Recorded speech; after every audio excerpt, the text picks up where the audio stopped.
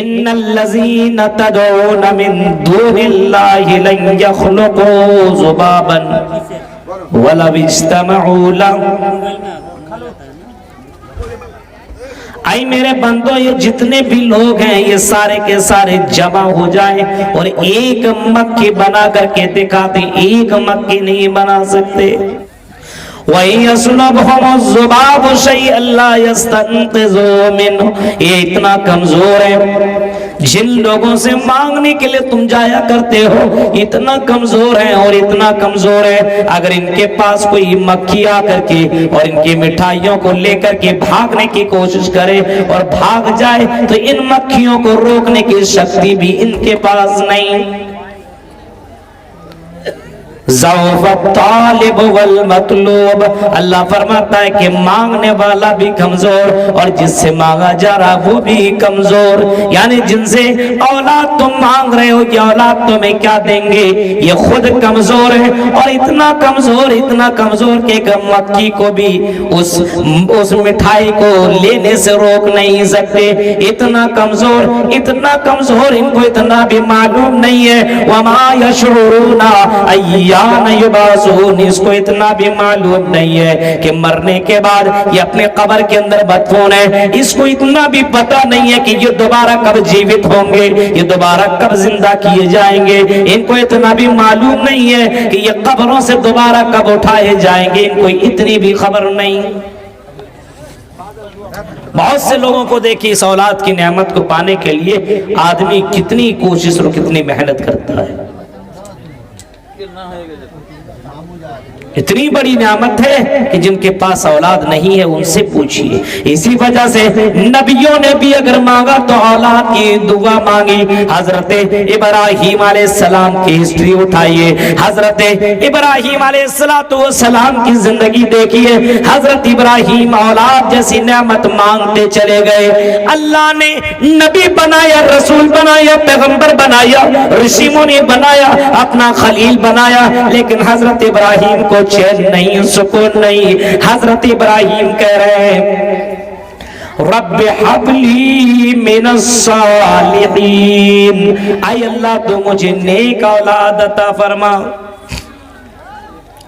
اولاد نہیں ہے، ابراہیم علیہ السلام اولاد کی دعا مانگ رہے ہیں اور وہ بھی نیک اولاد مانگ رہے ہیں، نیک اولاد۔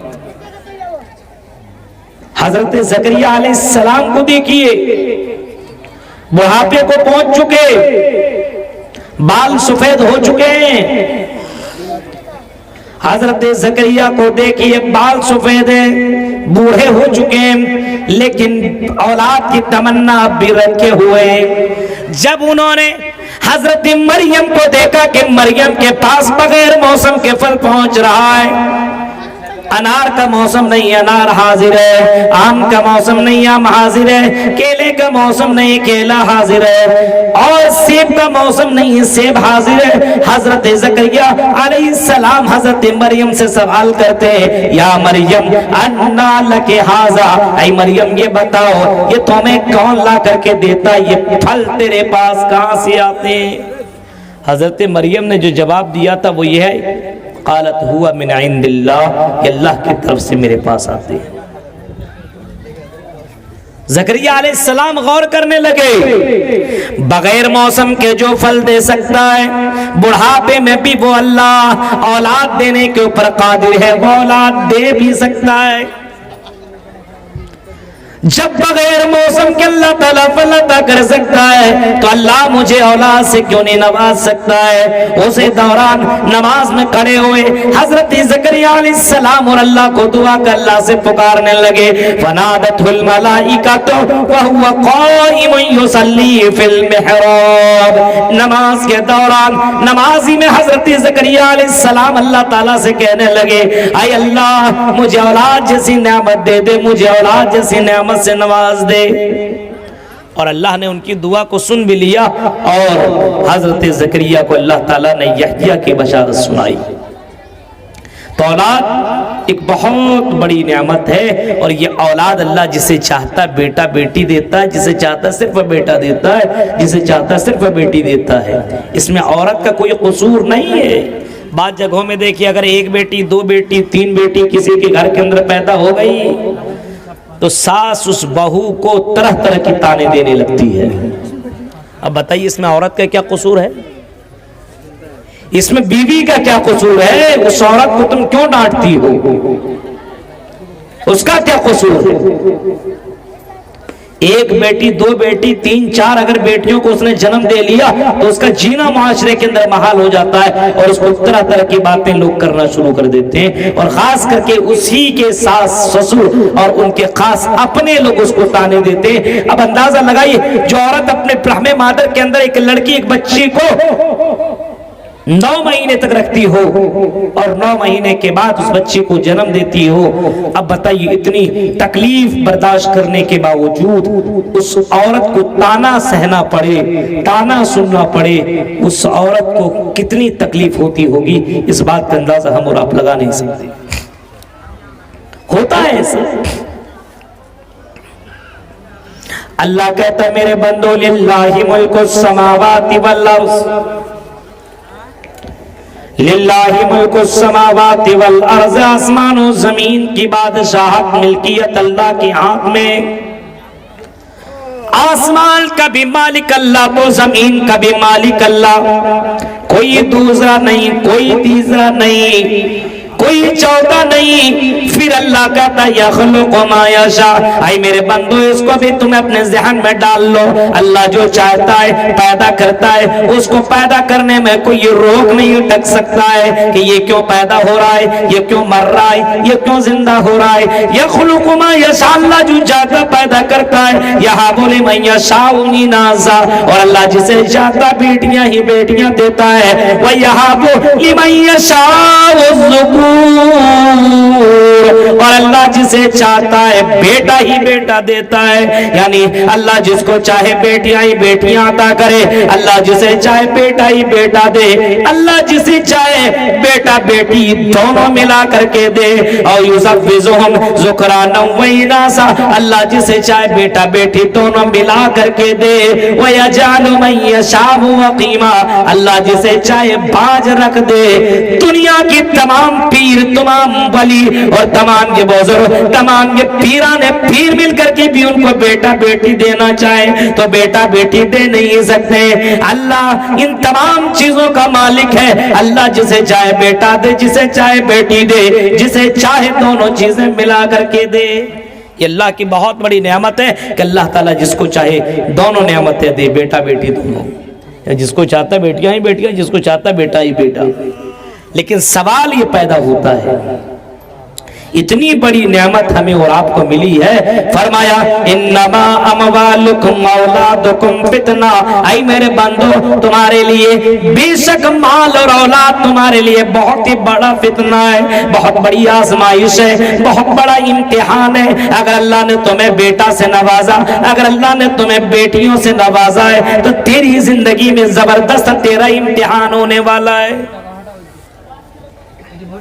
تیرا امتحان ہونے والا ہے۔ اور کہیں اللہ فرماتا ہے اے میرے بندو اس بات کو بھی تم ذہن میں رکھ لو، زین للناس حب الشہوات من النساء والبنین والقناطیر المقنطرۃ من الذهب والفضہ، اللہ فرماتا میرے بندو ہم نے انسانوں کے دلوں کے اندر عورتوں کی محبت کو ہم نے رکھ دیا ہے، انسان کے دلوں کے اندر محبت ہم نے بیٹھا دی ہے، عورتوں کی محبت، بنین اولاد کی محبت، سونے چاندی کی محبت، ان تمام چیزوں کی محبت کو ہم نے انسان کے دلوں کے اندر رکھ دیا ہے۔ بہت سے لوگوں کو دیکھیے اپنے بیوی سے کتنی محبت کرتا ہے، آپ کتنوں بھی تقریر کر لو وہ کچھ بھی نہیں سنے گا، لیکن اگر بیوی کہتے ہیں کریم ختم ہو گیا چاہیے مجھے صبح میں، وہ سوچے گا دکان کب کھلے گی، پہلے بیوی کا سامان لا کر کے دے دوں، اتنی محبت۔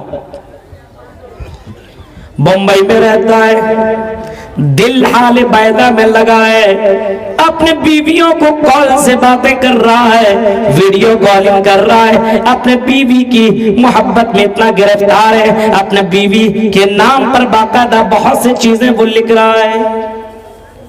اللہ نے یہ محبت ڈالی ہے، حال پیدا کی رہنے والی لڑکی ہے اور کٹیہار کا رہنے والا لڑکا ہے، اور دونوں کی محبت ہوتی ہے۔ اللہ کہتا میرے بندو وَمِنْ آيَاتِهِ خَلَقَ لَكُم مِّنْ أَنفُسِكُمْ أَزْوَاجًا لِتَسْكُنُوا إِلَيْهَا وَجَعَلَ بَيْنَكُم مَّوَدَّةً وَرَحْمَةً۔ میری نشانیوں میں سے ایک نشانی یہ ہے کہ ہم نے میاں بیوی کے درمیان ہم نے محبت پیدا کر دی ہے۔ اب بیوی کو درد ہو تو شوہر کو تکلیف ہوتی ہے، شوہر کو تکلیف ہو تو بیوی کو درد۔ یہ میرے بھائیوں یہ محبت اللہ تعالیٰ نے ڈالی ہے۔ فرمایا میں نے لوگوں کے دلوں کے اندر عورتوں کی محبت کو رکھ دیا ہے، والبنین اور اولاد کی محبت کو رکھ دیا۔ آج دیکھیے اولاد کی محبت کتنی زیادہ ہے، اولاد کی محبت اتنی زیادہ ہے۔ اولاد بیمار ہو تو ماں باپ کو نیند نہ آئے، اولاد کو اگر تکلیف ہو تو ماں باپ کو نیند نہ آئے۔ اولاد بیمار ہو جائے، اولاد گر جائے اور ان کو درد ہو، ان کو چوٹ لگ جائے، ماں باپ پریشان ہیں۔ کبھی کبھی کسی کو آپ دیکھیے گا اگر کسی کا بیٹا بہت پریشان ہے، اس کا بلڈ کم ہوتا جا رہا ہے تو باپ اپنا بلڈ اپنا خون اس بیٹے کو دینے کے لیے تیار ہوتا ہے اور اپنا بلڈ نکال کر کے اپنے بیٹے کو دے دیتا ہے۔ اگر کسی کو آپ نے ایسے لوگوں کو بھی دیکھا ہوگا کہ بہت سے بچوں کا کڈنی خراب ہو جاتا ہے تو باپ اپنا کڈنی نکال کر کے اس بچے کو دے دیتا ہے، کیونکہ یہ محبت باپ کے دل میں اتنی زیادہ بیٹھ جاتی ہے۔ بیٹا کے لیے باپ سب کچھ کرنے کو تیار ہو جاتا ہے، ماں سب کچھ کرنے کو تیار ہو جاتی ہے۔ عورتوں کے اوپر آپ نظر دوڑائیے گا، یہی عورتیں ٹھنڈی کے موسم میں اپنے گھر ٹھنڈی کے موسم میں بھیگے ہوئے بستر کے اوپر کوئی سونا گوارا نہیں کر سکتا ہے، لیکن ٹھنڈی کے مہینے میں اگر کوئی بچہ پیشاب کر دے، ماں کے بغل میں وہ بچہ لیٹا ہوا ہے پیشاب کر دے، ماں کی آنکھ کھلی اور اس نے دیکھا کہ بستر گیلا ہے، اپنے بچے کو اٹھایا اور گود میں لیا، بغل میں کیا، اس بھیگے ہوئے بستر میں وہ عورت سو جاتی ہے، لیکن اپنے بچے کو بھیگے ہوئے بستر میں سلانا گوارا نہیں کرتی ہے۔ اسی چیز کا تو تذکرہ اللہ کہتا ہے ہم نے اولاد کی محبت تیرے دلوں میں ڈال کر کے رکھ دی ہے، یہ اولاد کی محبت ہے۔ لیکن فرمایا میرے بندو انما اموالکم و اولادکم فتنہ، یہ مال و اولاد یہ بہت ہی بڑا فتنہ ہے۔ کہیں فرمایا اولاد اگر جس کے گھر کے اندر نہیں تو اس کے گھر کے اندر خوبصورتی نہیں ہے۔ المال والبنون زینت الحیات الدنیا، یہ مال اور یہ اولاد یہ دنیا کی زینت ہے، یہ دنیا کی خوبصورت ہے، ایک خوبصورتی ہے۔ اگر دنیا سے اولاد کو ختم کر دیا جائے، بچوں کو گھر سے نکال دیا جائے، جس گھر کے اندر بچوں کی چلکاری نہ ہو، جس گھر کے اندر بچیاں نہ ہو، بچے نہ ہو، اس گھر کو آپ دیکھیں وہ گھر خوبصورت نہیں لگتا ہے۔ فرمایا المال والبنون زینت الحیات الدنیا، اے میرے بندو ہم نے مال اور اولاد کو ہم نے دنیا کی زینت بنا کر کے رکھا ہے، خوبصورتی ہے یہ بچے دنیا کی۔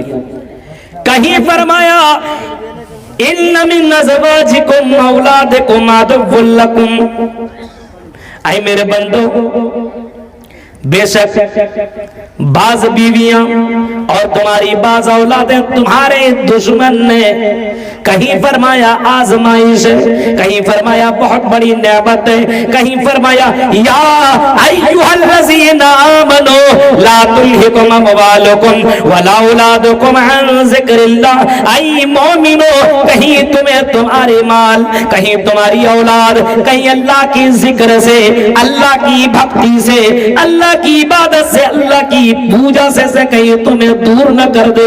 اپنے بچوں کے چکر میں اتنا زیادہ دور نہ جاؤ کہ تم اللہ تعالیٰ سے ہی دور ہو جاؤ، اپنے بیوی اور بچوں کے چکر میں اتنا لگ جاؤ کہ تم اللہ ہی کو بھول جاؤ۔ لا تلھکم اموالکم ولا اولادکم عن ذکر اللہ، اے میرے بندو کہیں تمہیں تمہاری اولاد، کہیں تمہیں تمہارے مال اللہ کی عبادت سے، اللہ کی بھکتی سے کہیں تمہیں دور نہ کر دے۔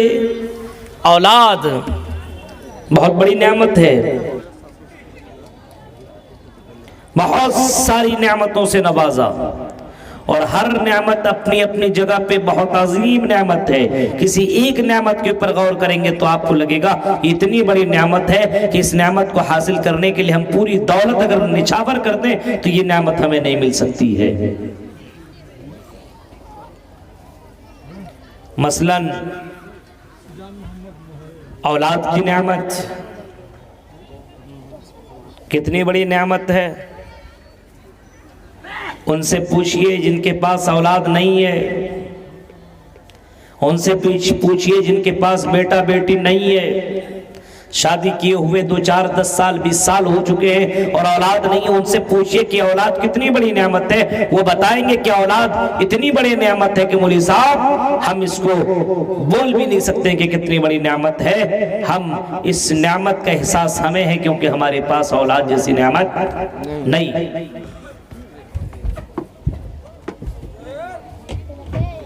اتنی بڑی نعمت ہے یہ. کبھی کبھی آپ دیکھیے گا کہ کسی کو اگر اولاد نہ ملے تو ساس بہو کو طرح طرح کی باتیں کرنا شروع کر دیتی، تو منحوس، تو ایسی تو ایسی. اور اگر غیروں کے یہاں اگر ایسا معاملہ ہو تو پھر باباؤں کے پاس بھیجنا شروع کر دیتا ہے. باباؤں کے پاس وہاں چلے جاؤ، وہاں بیٹا بیٹی ملتا ہے. وہاں چلے جاؤ، وہاں پہ تمہیں بیٹا بیٹی جو بھی چاہیے وہ مل جائے گا. اور کئی لوگ جاتے ہیں،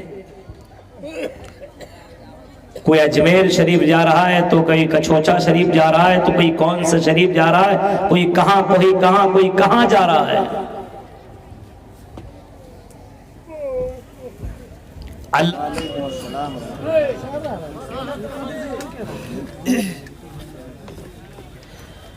الحمدللہ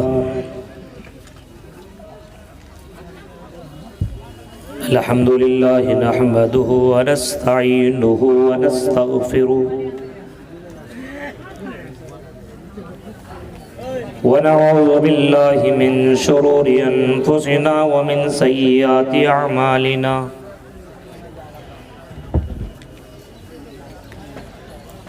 من يهد الله فلا مضل له ومن يضلل فلا هادي له واشهد ان لا اله الا الله وحده لا شريك له واشهد ان محمدا عبده ورسوله.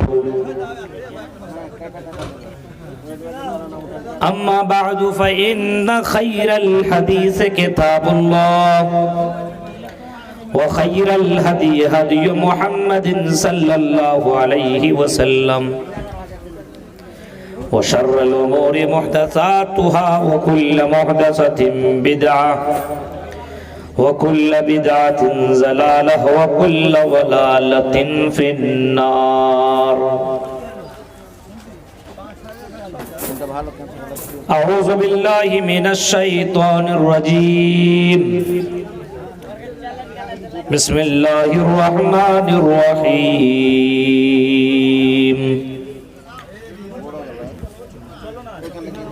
انما اموالکم واولادکم فتنہ.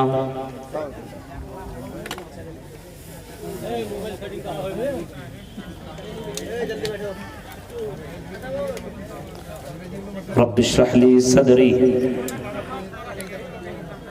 ويسر لي امري واحلل عقدة من لساني يفقهوا قولي.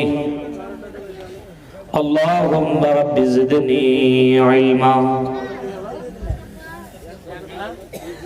آمین.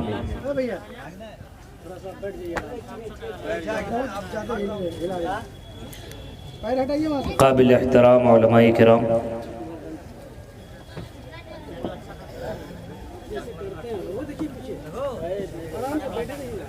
اسٹیج پر تشریف فرما اور اسٹیج کے باہر پنڈال میں بیٹھے ہوئے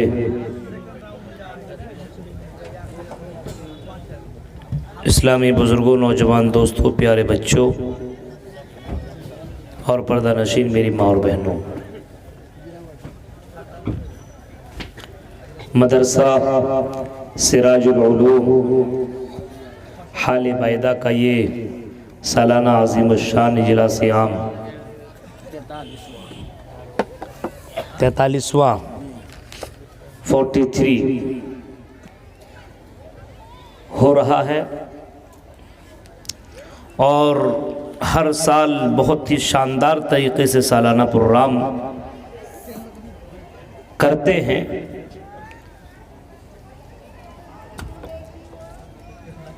اللہ رب العالمین سے دعا ہے کہ رب العالمین مدرسہ سراج العلوم حال بیدا کو حاسدوں کی حسد سے بچائے، اور دن دوگنی رات چوگنی ترقی کے منازل پہ گامزن فرمائے، اور یہاں کے بچوں کو مستقبل کا لیڈر بنائے۔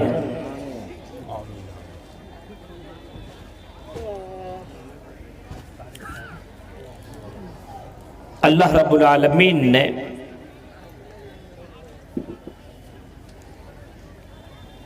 ہمارے اوپر، آپ کے اوپر